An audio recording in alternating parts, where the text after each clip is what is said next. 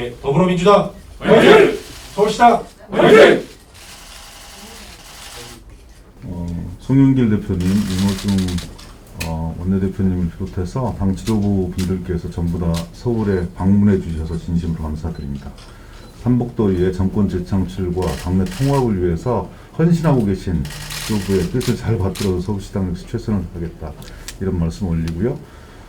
한 10년 동안 서울을 책임지고 경영을 하다가 4.27 지방선거에서 뼈아픈 대중들의 심판, 서울 시민들의 심판을 받았습니다.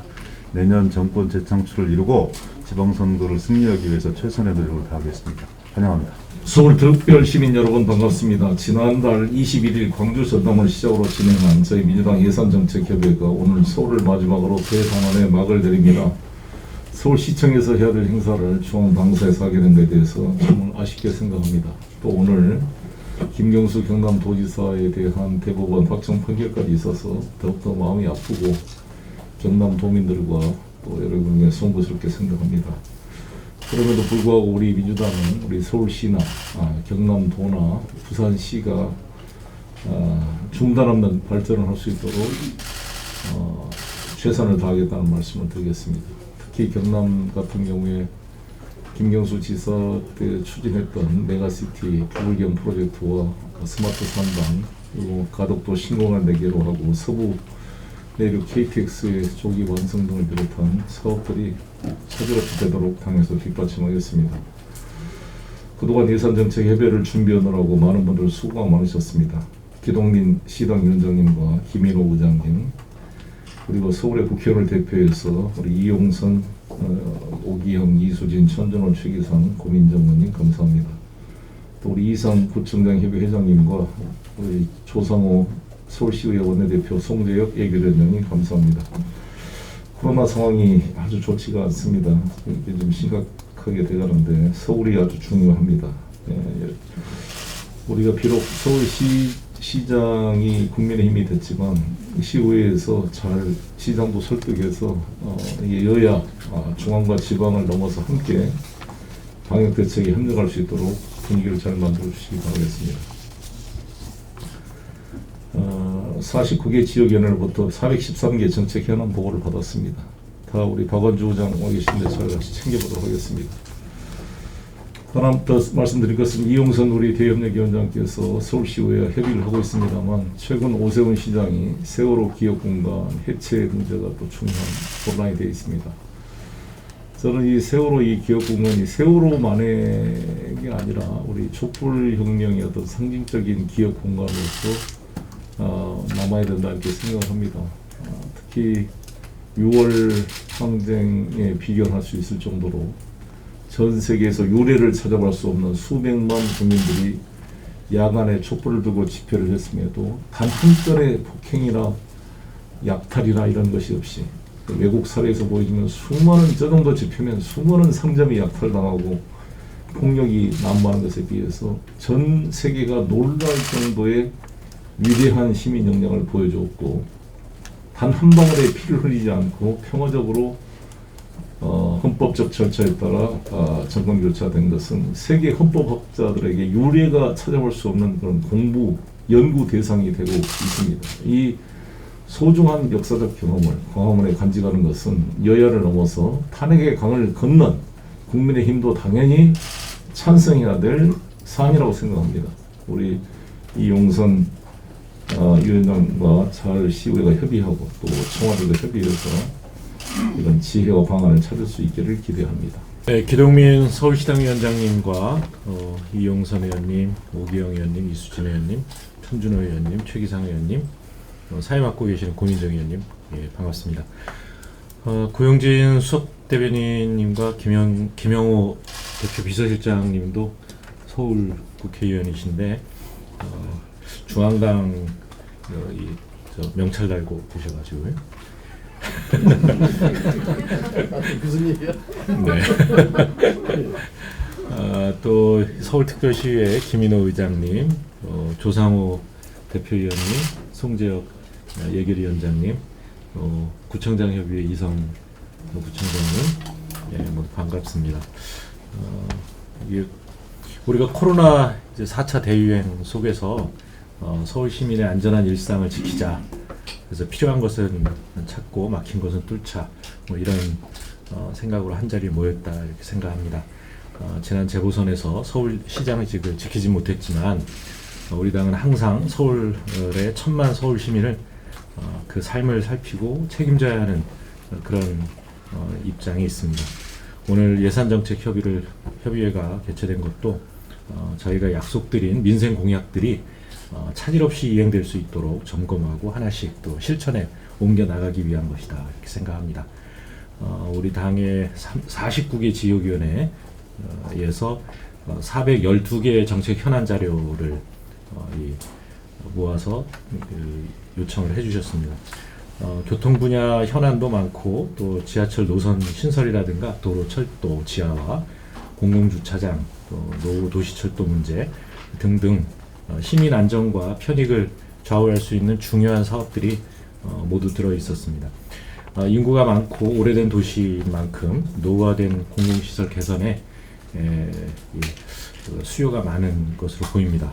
도시계획을 비롯한 부동산 정책에 대한 시민의 관심이 어느 곳보다 크고 중앙정부 정책이 바로 그 영향을 미치고 있기 때문에 우리 당정 간의 협의가 대단히 중요하고 또 오늘 예산정책협의회가 주목을 받고 있는 것 같습니다. 우리 서울 시민의 더 나은 삶을 기약함은 물론이고 우리 사회의 바람직한 발전 방향을 만들어 나가는데 오늘 이 협의회가 기여했으면 좋겠습니다. 아울러서 서울 방역 상황이 심상치 않습니다. 국민의힘 오세훈 시장이 방역 행정을 펴나가는 데 대해서 시민들의 우려가 크다 이렇게 듣고 있습니다. 서울형 상생 방역 시범 사업이라든가 자가검사 키트 시범 사업 이런 이 제안을 했다가 사실상 이 정부의 방역 기조와 충돌을 일으킨 것을 저희 잘 기억하고 있습니다.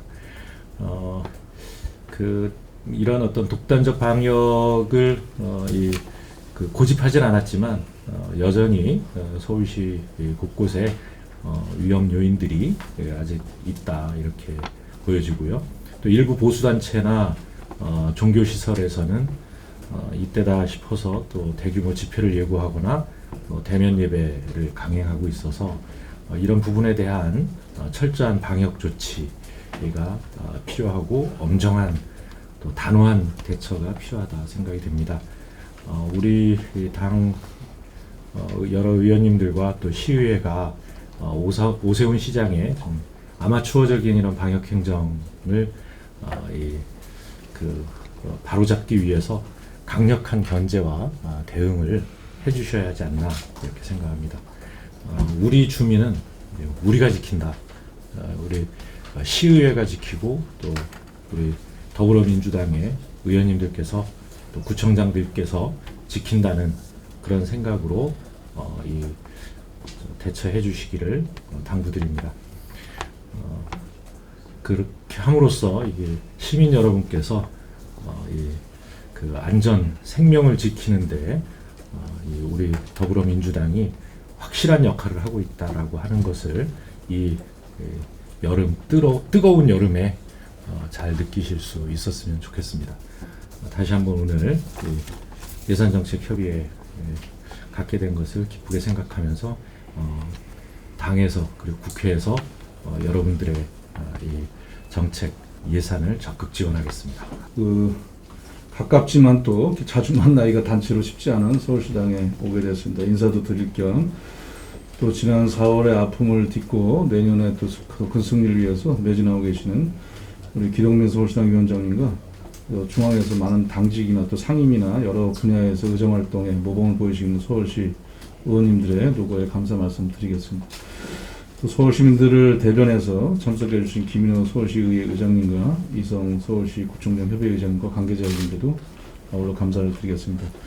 오늘 예산을 통해서도 우리가 그 서울의 활동과 또 앞으로 내년에 여러 가지 계획들을 볼 수가 있을 텐데 대한민국의 대표 도시이자 중심 도시인 서울에서 여러 가지 또 그 올라온 정책 현안에 관련한 사업들을 보면은 몇 가지 특징들도 있는 것 같습니다.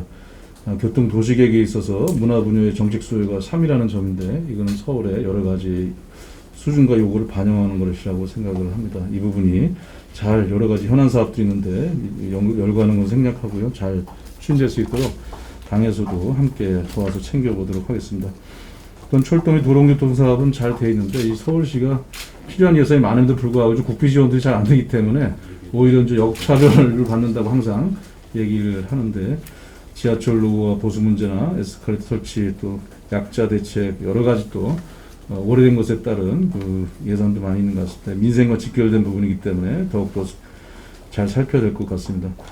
또 자영업자 소상공인들도 많기 때문에 그 여러 가지 어려움이 있습니다만 서울형 지역사랑 상품권의 제로페이 활용 활성화 대안들도 잘 논의돼서 예산들이 함께했으면 좋겠다는 말씀드리고요.